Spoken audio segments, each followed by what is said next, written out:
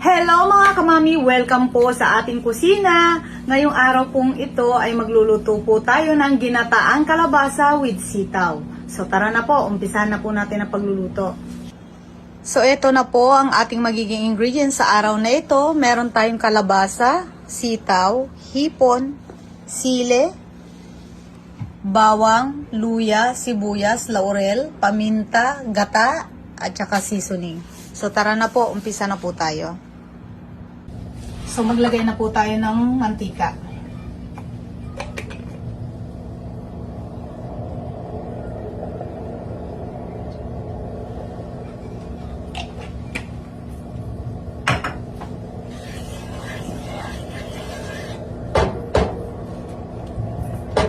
Unahin po natin yung luya.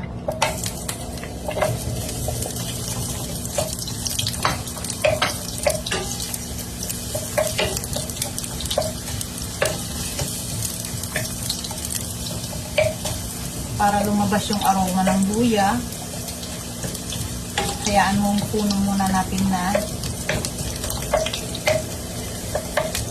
mag-isa. Sunod na po natin ang sibuyas at saka bawang, saka laurel.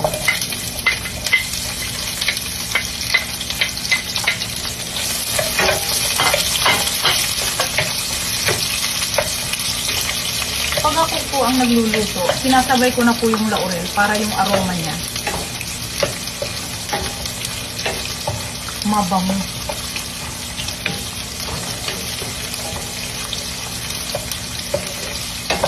Tsaka ang sahogin po natin ay sa hipon para mawala yung lansa.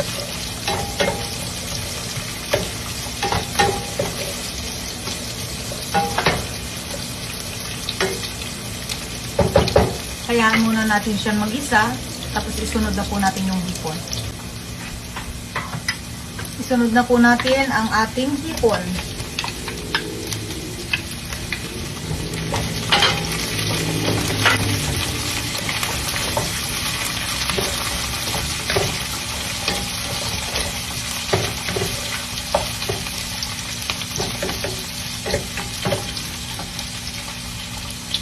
So, antayan po natin na mag-red yung hipon, tapos isunod na po natin yung kalabasa. Okay. Pwede na. Pumula na yung hipon natin. So, isunod na po natin ang kalabasa.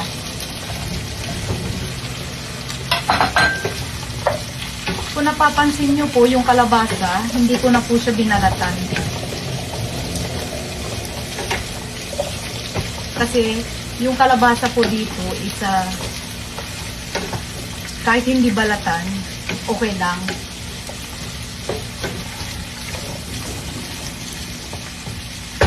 Lagyan na rin po natin ng paminta.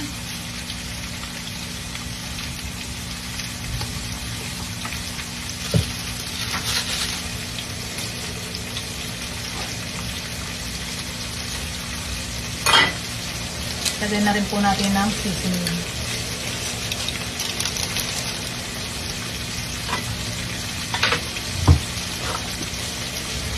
Tsaka mag-add na tayo ng konting salt. Konting-konti lang po.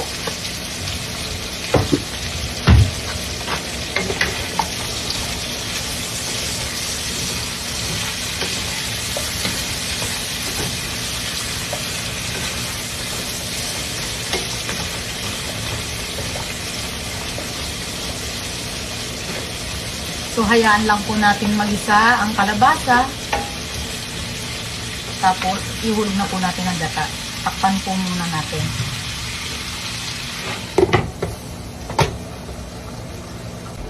So, buksan na po natin.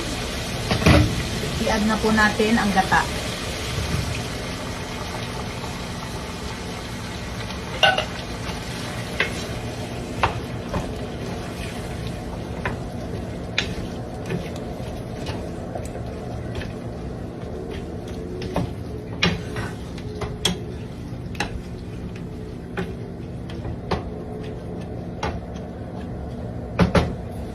Tatakpan po natin ulit.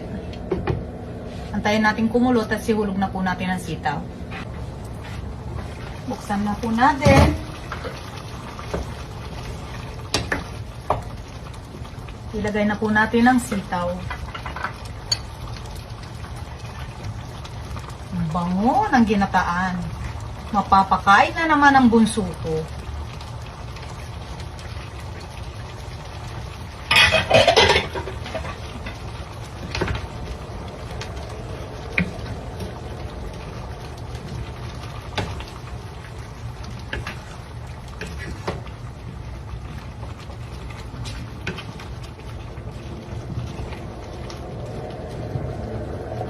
Alam nyo guys, pag mga ganitong ulam, yung gulay na konti lang yung sahog, mapapakain ka talaga ng marami kasi masarap. At saka nga po pala, mag-add tayo ng chicharon para may twist.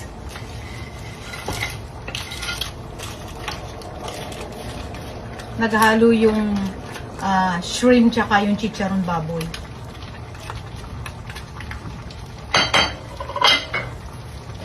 So hayaan muna natin. Babalikan natin within 1 minute. Pag kumulo na po siya, tsaka ilagay po natin ang sili. So bubuksan na po natin. Wow!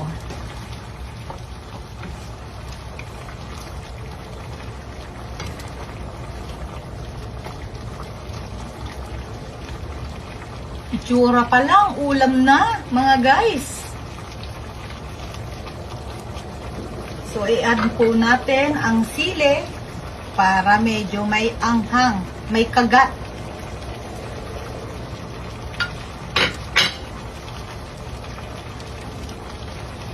Hindi naman gaanong maanghang po itong nilagay kong sili. So, tamang-tama lang po. Okay. So, cover po natin uli.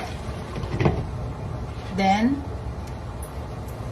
titikman natin, pagbalik natin. So, buksan na po natin at titikman na ang ating niluto sa araw na ito.